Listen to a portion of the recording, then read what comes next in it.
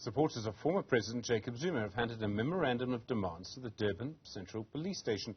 They're calling for the scrapping of the charges against him. They've accused police and the judiciary of persecuting Zuma. Our reporter Karinda Jagmohan has the story. Indeed, well, that is the complaint from supporters of the former president, saying that he is facing these criminal charges while complaining that the current president is not facing any charges, regardless of the video we saw earlier. But Nkosensha Shezi, who is a supporter of the former president, will tell us more. What are your demands today, sir? Maybe before we get to the demands, let's acknowledge the fact that we are here. Yes, we honor President Jacob Zuma. Yes, we commemorate an anniversary in which the Constitutional Court took an illegal decision to incarcerate President Jacob Zuma. And we must acknowledge the fact that we are here as different formations of society, the civic organization.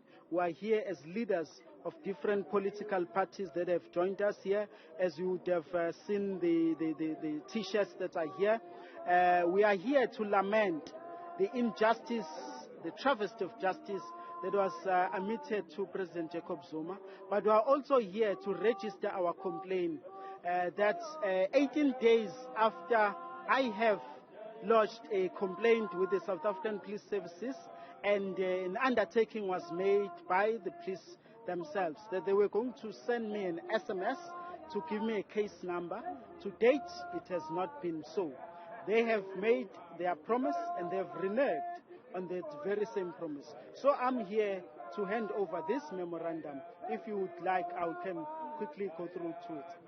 We can perhaps also just reflect on this memorandum, but I'd also like you to speak, please. It has been a year since we saw the former president's incarceration, and in the wake of that we saw the looting that took place here and in Gauteng.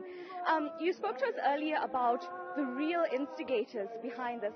Can you perhaps shed more light on who do you think should be held accountable for the chaos and the killings as well that we saw happen across the country during that time? Let me digress a bit.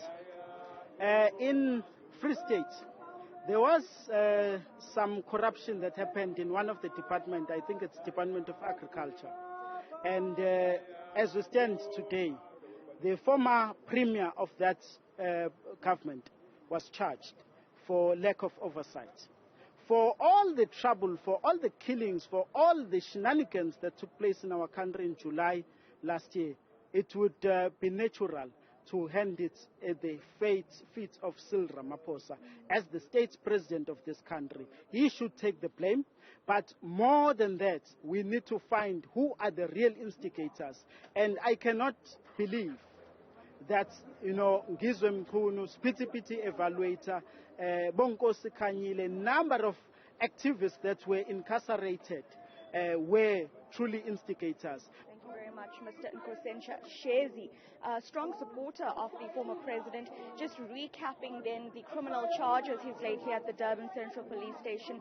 Strong allegations against the current president, Cyril Ramaphosa. Of course, the protest here is in support of the former president who last year on this day, close to midnight, was incarcerated at the Escort Correctional Center in the KZN Midlands. And then what followed, of course, we know were those 8 days in July where looting took place across KwaZulu-Natal and Gauteng. Of course, we will be reflecting on that over the next few days, but in the meanwhile here, one of the biggest questions from Zuma supporters is why there are criminal charges against the former president while there is video evidence, they say, with regards to the allegations of what happened at the Phala Phala farm regarding President Cyril Ramaphosa.